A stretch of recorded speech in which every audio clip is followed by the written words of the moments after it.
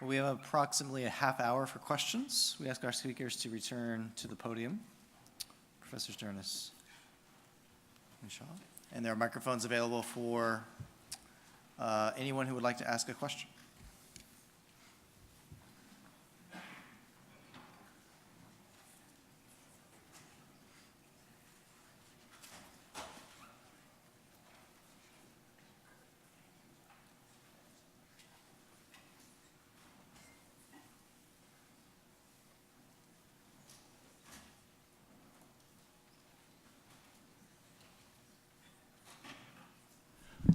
Dr. Ra, thank you for a very stimulating presentation to both of the presenters. Wondering if you could comment on Jerry Park, Sharon Kim's work that suggests that Asian American Christianity may be sort of carving out a third space that's like African American Christianity, that's not just subsumed sort of under American evangelicalism, but it's sort of creating a new narrative there. I wonder, Dr. Ra, if you can make any comments on that. Because Jerry's a very good friend of mine. I haven't read his book yet. But I understand what his main work there is. I think there's an interesting space there to discuss Asian American, especially second-generation identity, as kind of a hybridity that's an important topic. I know that for me, some of the most important framing of my evangelical experience comes from the Latina community. And Eldon Villafañe's work and Virgilio Elizondo's work about triple consciousness, mestizo identity. I think that's where we can begin to formulate that third identity. I don't like the phrase third culture, because it implies kind of an objective, solid, bounded type of culture. And I appreciate more Elizondo and Villafañe's work about triple consciousness.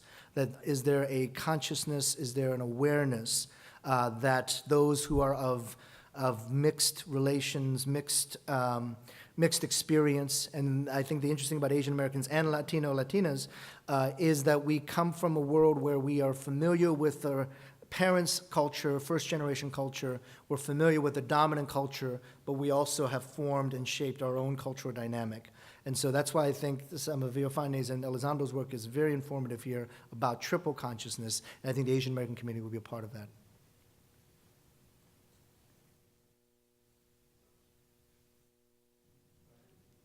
Thank you for two excellent papers. I have a question, again, for Dr. Ra. I was grateful that you brought up the question of the Irish and Italian immigrants, because in the great eugenics debates of the early part of the 20th century, it was against Irish and Italians. And one thing I wondered about, is there something, I don't live in this country, and I have lived in this country, and it is a distinctive circumstance you're speaking out of, not that racialism isn't an international phenomena, but I wondered, the pattern of immigration here, and I mean the early immigrants, the people who fled from England, established a lot of them very binary communities, in and out. It was perhaps a necessity, it was the persecution they faced. They were quite exclusive communities in themselves.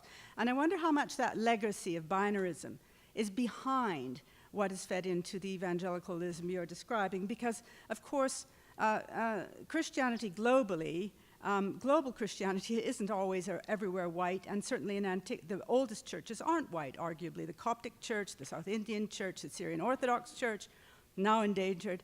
These aren't arguably white European churches. And it's interesting that the undoubted imperialism of the colonization movement really went up the ante in the 19th century with British and American evangelicals going out. And a lot of the objects of their conversion strategies were Eastern Christians. In some places, it was only Eastern Christians that were being targeted, and they were just as vilified as anyone who's so-called pagan. So I wondered how that might factor into your narrative.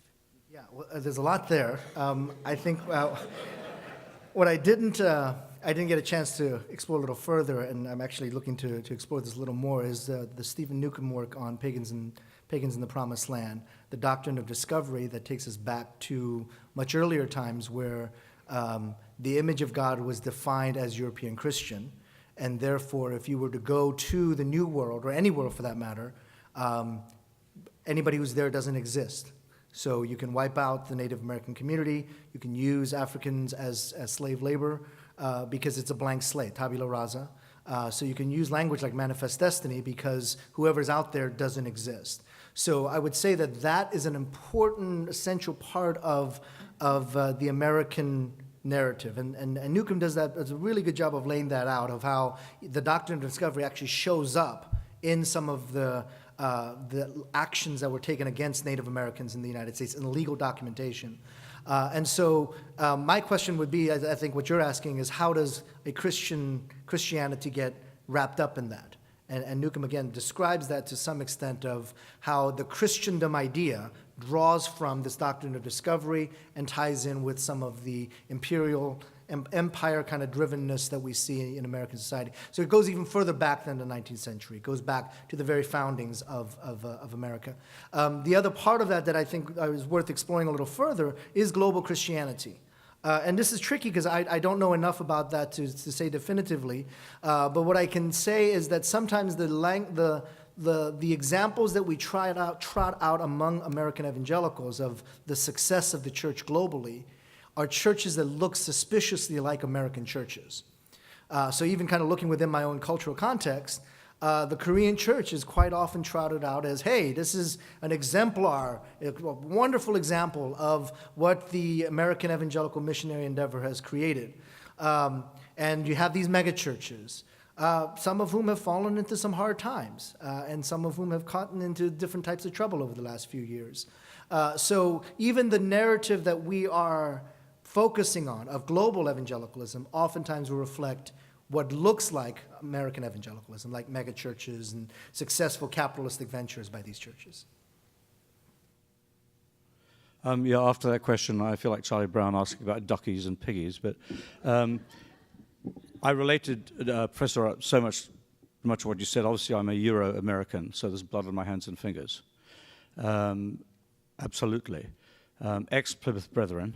I really appreciate you mentioning them. And I'm a pastor in D.C., so I've benefited from the legacy of Tom and Barbara Skinner and Sam and Dalianta Hines. And I've listened to you, and I realize you have to do very broad brushstrokes, and in that process, bristles get crushed. But I've got a very personal, pastoral question for you. How do you, I heard you, and I understand why you're righteously upset. I guess my question is a very personal one. What do you find makes you weep? And how do you personally, in the public position of bearing what you do, deal with the offensiveness personally? And as an intercessor, can you help me know what we should be praying for the white church that you characterized the way you did? I am about 3 days away, and I say this at every conference I go to for the last 4 years. I'm 3 days away from finishing my book on Lamentations. And I've been working on this for about 4.5 years now. But I think the spiritual practice of lament has been horribly lost in the Western Church. And there's evidence to that in terms of what songs we sing in our liturgical traditions, in our more evangelical traditions. And certainly, if you look at the songs we sing, contemporary songs, the very blatant loss of lament in our worship and liturgy. And I kind of point to some of the triumphalism and the exceptionalism. Well, we don't need to lament over suffering because we are a triumphalistic people and exceptional people that really needs to focus on hymns of praise and celebration. So that, I think, would be maybe an area I would say we can actually help each other along. To say, maybe learning about the story and history of African American spirituals is a very important part of the growth of the church in America, the spiritual growth of the church in America. So I would say that what I would weep over in terms of the church in America, in addition to a lot of the other things, is that the absence of lament has made for a very a weak spirituality, because we only know how to celebrate success and triumph, and we don't know how to lament over suffering. And maybe a part of what we're missing because we're isolated, because we're not in community, is the reintroduction of lament. And the joy that comes out of not glossing over lament, but staying in lament a little longer than we have in the past. So I would say that that would be kind of my personal right now plea would be to see more of lament introduced into the church life. Would we have responded differently to Ferguson if the church had entered into a communal lament, black, white, together? Would we respond differently to a lot of this kind of pontification of, well, everybody should submit to the law, if we had spent more time in lament and hearing each other's lament as a community?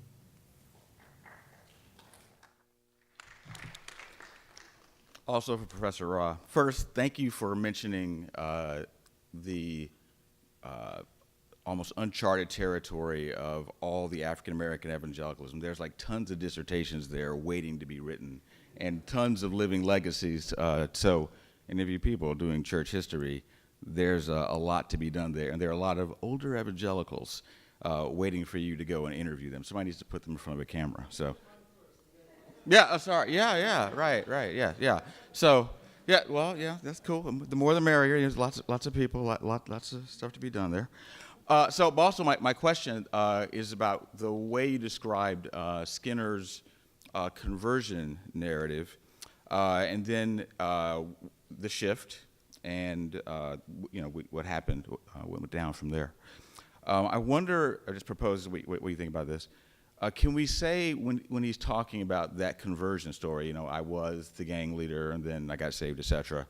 Can we say that that's if evangelicals only talk about that's the white evangelical thing, but that it's also what African American evangelicals talk about, or black church people talk about, but they talk about more than that.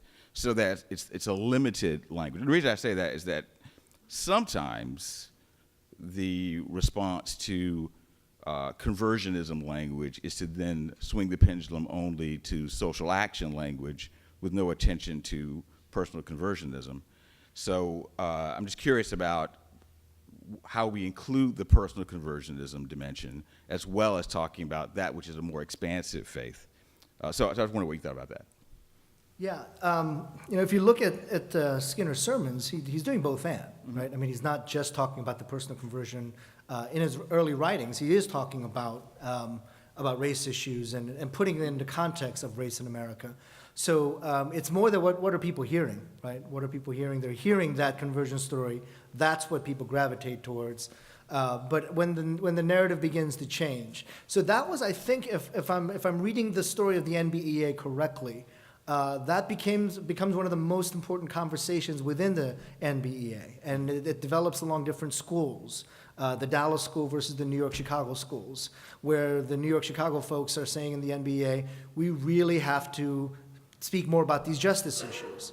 And the Dallas folks are saying, no, we gotta defend the Bible. We gotta get involved in the Bible wars that are going on around that time. And so even within the NBA, you have not just one stream, you have two streams that are I wouldn't say battling it out, but certainly having healthy conversations about it. That, is it just about the conversion? Is it just about the fundamentals of faith? Is it just about the doctrine and dogma? Or are there some things about justice that we need to incorporate? So to me, one of the things is I think that moment was lost. The NBA now is pretty small. And so there was a moment where that kind of conversation of justice and evangelism together, both side by side, that was present in the NBEA more than the NAE, and I felt like that kind of moment was kind of lost. Okay, great, thanks. I want to ask a question broad enough to get Bill involved. To what extent is what seems to be the current American and especially American evangelical concern over the growth of Islam, including in Western Europe and then coming to our shores, apart from the so-called radicalized violent people, this same phenomenon, just with different labels, religious freedom, but only for the right kind of religion.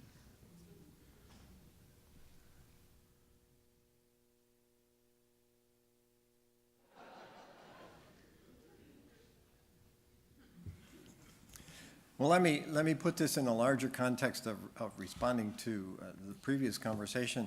It strikes me as I think about it, and I do a lot of thinking of global theology and also interreligious things as well, that the problem we have is not that there isn't on the ground a lot of very important and diverse theological conversation going on.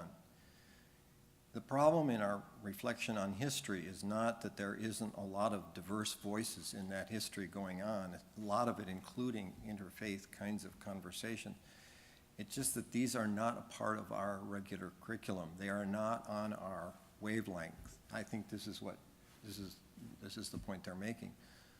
So today, there's a lot of very important interfaith conversation going on the ground, around the world. I'm working on a book on insider movements where people are actually staying in the mosque and in the temples and following Jesus, and in a situation in where they're embraced and accepted for that. And this is not really a part of our conversation, a mainstream conversation. We've heard these today, but I think the elephant in the room for us in seminaries and colleges saying, what difference is this going to make going forward in how we work our curriculum, how we form our curriculum? I don't see it. It hasn't made any difference. We've let other voices speak to us, but we, by and large, have the same curriculum that ignores the kind of conversations that are going on the ground, the kind of conversations that have gone on throughout Christian history that we don't pay attention to, the voices that are excluded from the conversation. And I think there's a huge agenda that we have in front of us, and I thank you for calling it to our attention.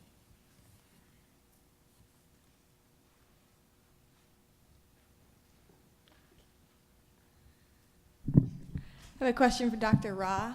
I was really intrigued by your section on urbanization, especially Christians in urban ministry. And I was wondering if you maybe could speak a bit more to how to move forward in that. I'm reading Dr. Jennings' book, so I understand there's a much broader context that can't have an easy answer because of a warped theological imagination. But if you could speak to those people who genuinely love cities and really want to serve there, how can we move forward from this vision that is seeing them in a way that is diminishing the image of God in the city? And sometimes when I talk about this, I feel horrible because I was a church planter in the city. I planted a church in the Boston area and served there for 10 years. And I was coming right on the heels of graduating from Harvard and Gordon Conwell. And so I was coming in with the privilege of having these degrees and these experiences and this education. I grew up in the hood. I actually grew up in inner city Baltimore. And so my experience was not growing up in a suburban community. I grew up in a very multicultural, it's a diverse community. We all hated each other and fought each other, but it was a diverse community. But I mean, that was my context. But I had been so far removed from that by the time I was church planting in the city that I didn't have the street cred to say, well, I grew up in the hood, and but with a Harvard degree, it didn't quite carry over still. I think what helped me though, as a church planting pastor in the city, and I was 28 when we started our church in Cambridge and Boston. Was that I went to, I think about 8 or 9 African-American pastors in our neighborhood. And I said, look, I'm just a young guy and I have no idea what's going on. Can you mentor me? And all of them said yes, and 8 out of 9 of them followed through. And I mean really followed through, like called me up, took me out to lunch every month, checked in on my wife and I as a young couple in ministry. And so I never went into that ministry thinking I had any answer whatsoever. And I was utterly dependent on these pastors who had been in the community for several generations, actually. Their fathers had planted some of these churches, and they were there for 50 years. And so graciously willing to mentor and pastor me. I mean, that's just a small thing, but I think the willingness to do that, to not go into a community and say, here we are coming from the Jerusalems of the mega churches to give you all the answers that you need, but to say, actually, we desperately need you to mentor us. And my wife and I would say our marriage would not have survived without some of these mentors. Our church would not have survived without these mentors. So that reshapes my imagination to say, am I here to serve and to lead, or am I here to be served and to be led? Dr. Dyrness, you mentioned the goods of creation as sacraments. I wonder if you could comment on that further and possibly a sort of new evangelical understanding of the sacraments. Well, I'm a big believer that the church should be the place where we develop our imagination and understanding of how we take care of each other and how we take care of the earth. And I think the sacrament, the way we take something from creation, we bless it and we multiply it to each other, pass it to each other, is a kind of meant to be not only a means of grace, which it is for us, but also a model of how creation is to be used. It's to be understood sacramentally, I don't mean that metaphysically, I mean the way it's taken, blessed, and shared, and multiplied.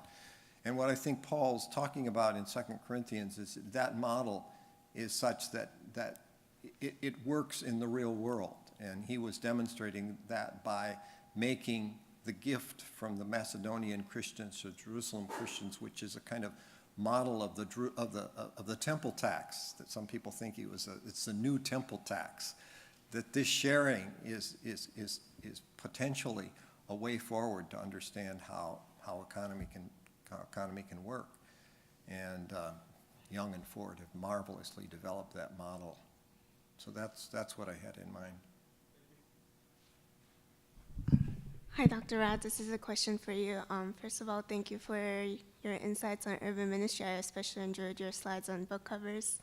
My questions are twofold. The first one is, how would you suggest suburban churches and evangelical institutes like Wheaton can be involved in the current trend of gentrification?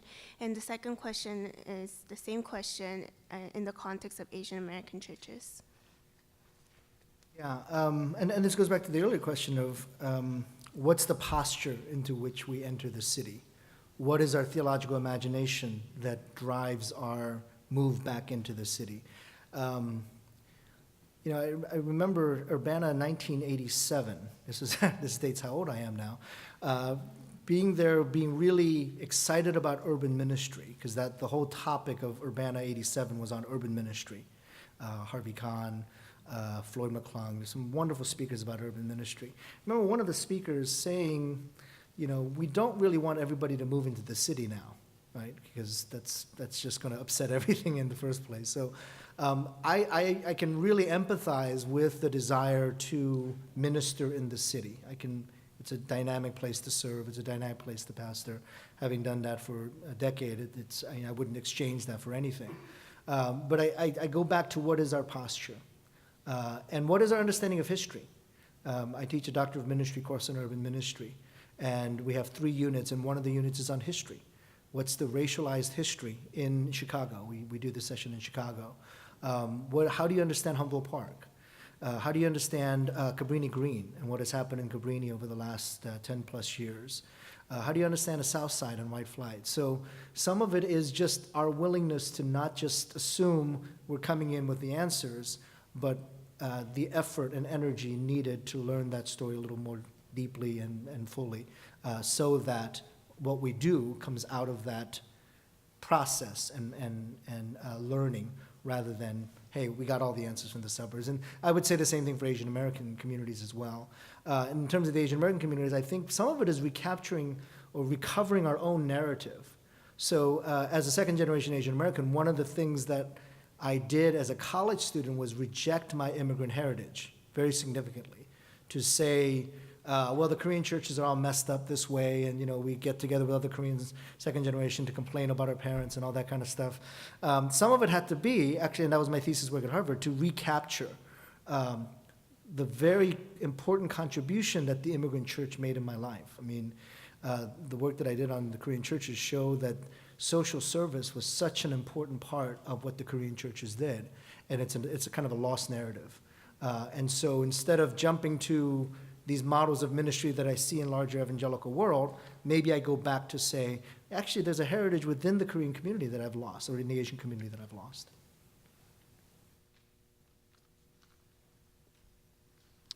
Hello, I have just a quick question. As I've listened to some of the presentations, I keep hearing about the white whatever or white evangelicals. How are we defining that terminology?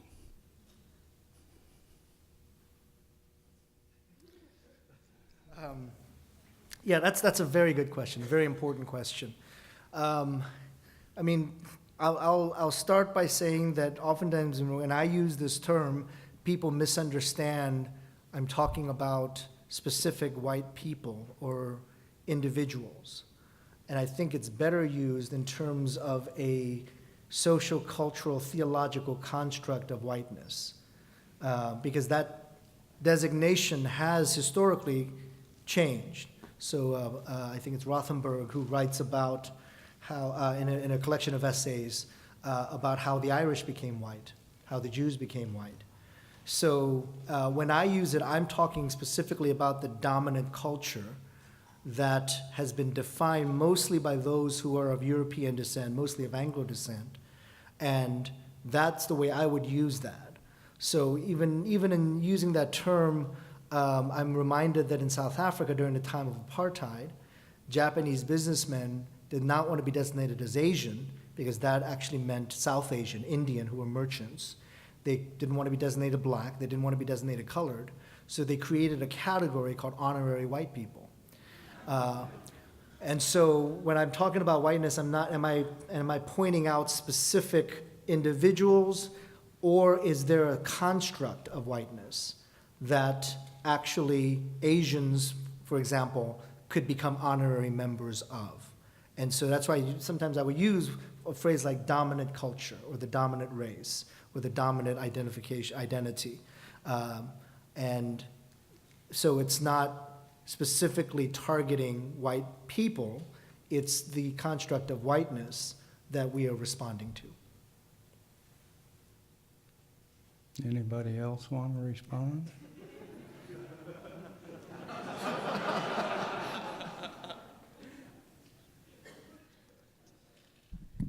Hi, this question's for Dr. Ra. And this might be more of a pastoral question rooted in like my own experience, but I think it could be applicable in other contexts. But specifically, as a biracial person who also grew up in an international context, I often feel the pressures of what might be called hegemonic narratives, both sometimes at Wheaton in my studies, but also at the Chinese Asian American church that I attend here. And there tends to be less, I think, of the social consciousness that you seem to be advocating for, which I really respect. So my question is, how do you inhabit the tension between living and learning in communities that are so dominated by these narratives and aren't that self-aware, while yourself being someone who is trying to recover these narratives that are fundamental to shaping the sort of triple consciousness that maybe more of us, maybe all of us at some level need?